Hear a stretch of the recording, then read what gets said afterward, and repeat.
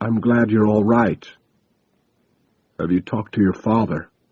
Yes. He'll be here in the morning. Jonas turned toward the white light of the window, unsure of what to say. Terry, this is my fault. No. You tried to warn all of us. We just ridiculed you. I shouldn't have let DJ go. I should have— Just stop it, Jonas, Terry snapped. I can't deal with my own guilt, let alone yours. DJ was an adult, and he certainly wasn't about to listen to you. Let's face facts.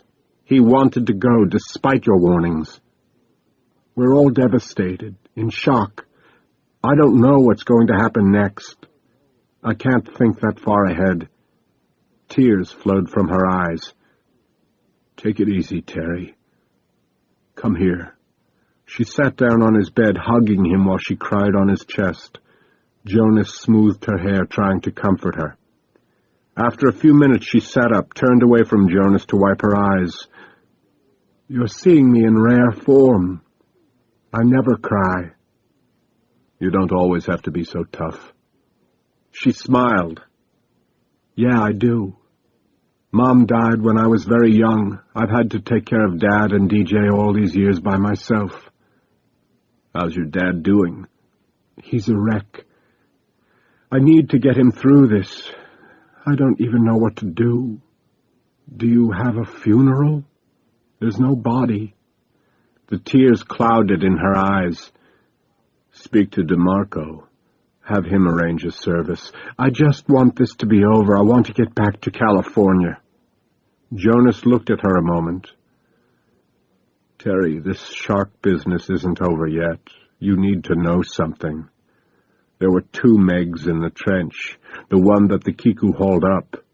It was attacked by a larger female. She was rising with the carcass. Jonas, it's okay. Everyone on board was watching. Nothing else surfaced. Heller says the other creature, this female, couldn't survive the journey through the icy waters. You told us that yourself, Terry. Listen to me. He tried to sit up. The pain forced him down again. The male's carcass. There was a lot of blood. Megalodons are like great whites. They're not warm-blooded like mammals, but they are warm-bodied. Some scientists call it gigantothermy, the ability of large creatures to maintain high body temperatures by means of large body size, low metabolic rates, and peripheral tissues as insulation. Jonas, stop lecturing. You're losing me. The megalodon is able to maintain high internal temperatures. Its blood is warmed internally as a result of the movement of its muscles.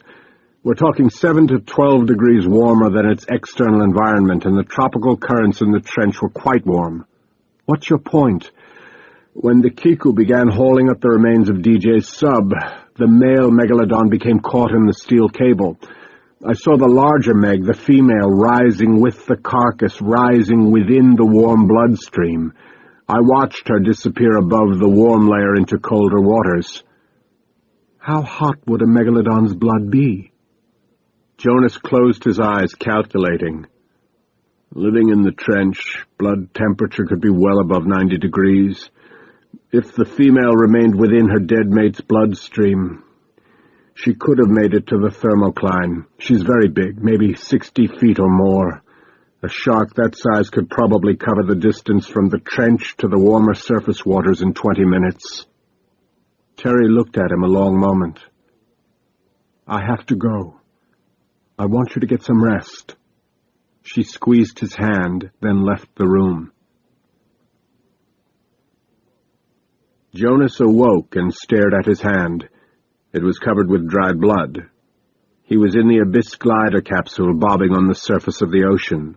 Sunlight glared through the plexiglass sphere, half in water, half in air. I've been dreaming, he thought. I've been dreaming. He crawled to the window, peered out at the sky. The horizon was empty. How long have I been out? Hours? Days? The water beneath him rippled with sunlight. He stared down into it, waiting for the shark. He knew she was down there. Out of the gray depths, the megalodon appeared, rising up toward him like a rocket, jaws wide, teeth bared, her mouth a black abyss. Jonas woke in a sweat, gasping for breath. He was alone in his hospital room. The clock read 12:06 a.m. He fell back on the damp sheets and stared at the moonlit ceiling. He took a deep breath and exhaled slowly. The fear was gone. He realized he felt better. The fever, the drugs, something had worn off. I'm hungry, he thought. He got out of bed, put on a robe, and walked into the hall. It was empty. He heard the sound of a TV down the corridor. At the nursing station, he found the MP sitting alone with his feet on a desk, his shirt open, downing a submarine sandwich while he watched the late news. The boy jumped when he sensed Jonas standing behind him. "Mr. Taylor, you're up." Jonas looked around. "Where's the nurse?" "She stepped out a minute, sir. I told her I'd cover for her." He stared at the bandage on Jonas's head. "You sure you ought to be out of bed, sir?" "Where can I find something to eat?" "Cafeteria's closed till 6. Jonas looked desperate. "Y'all can have some of this."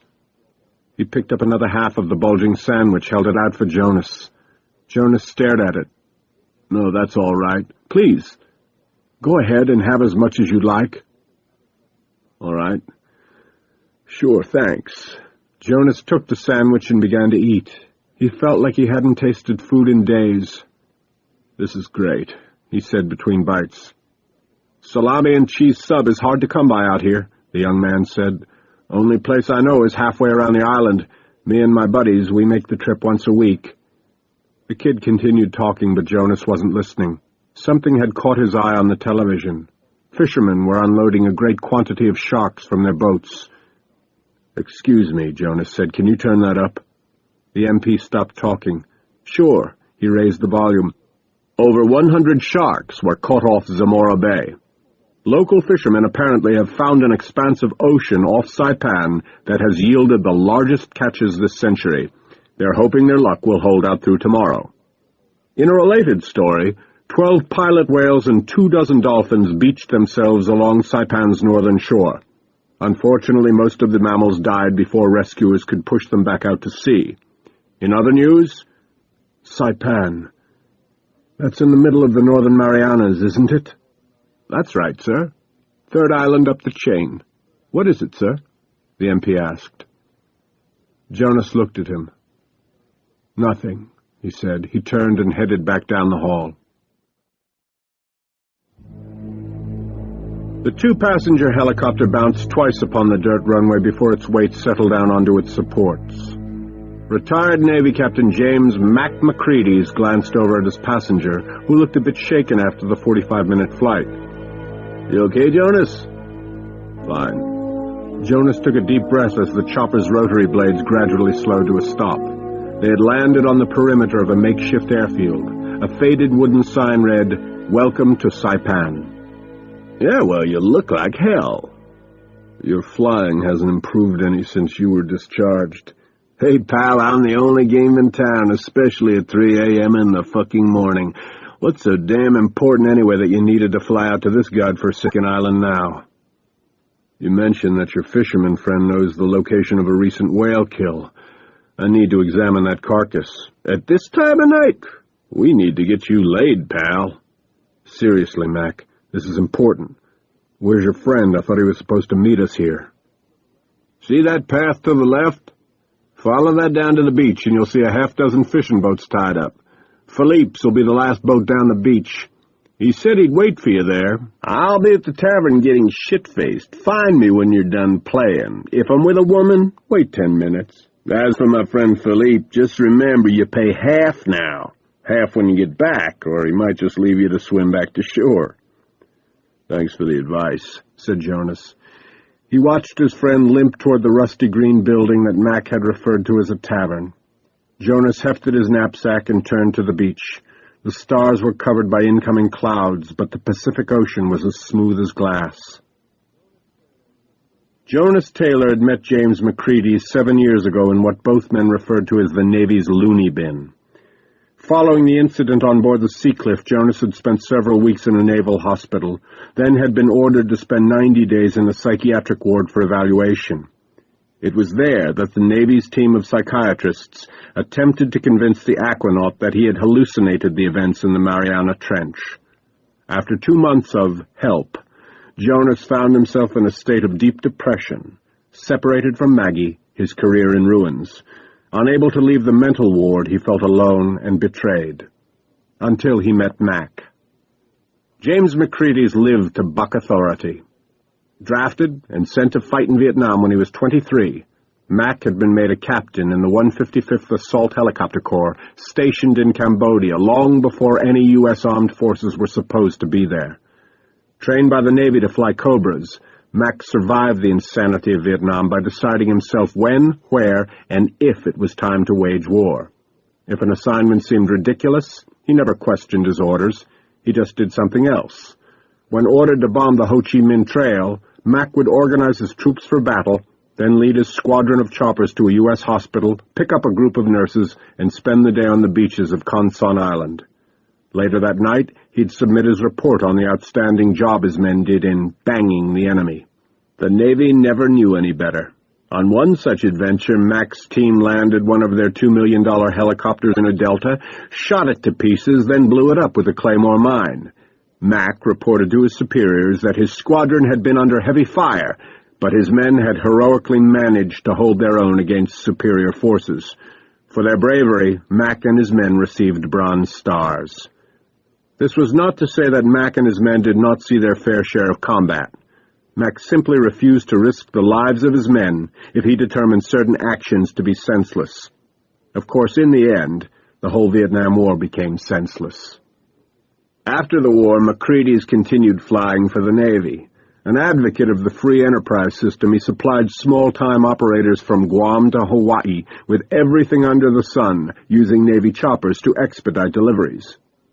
A commanding officer finally got wise when he caught his enlisted men lining up for helicopter tours of the Hawaiian Islands. Mac was charging $50 apiece, his package featuring a 6-pack of beer and 20 minutes with a local whore. The Flying Bordello incident earned McCready's his discharge, a mandatory psychiatric evaluation, and an extended stay at the Navy's mental institution. It was either that or a military prison. Confined against his will, Mac found himself suffocating, with no outlet to express his disdain for authority. Then he met Jonas Taylor.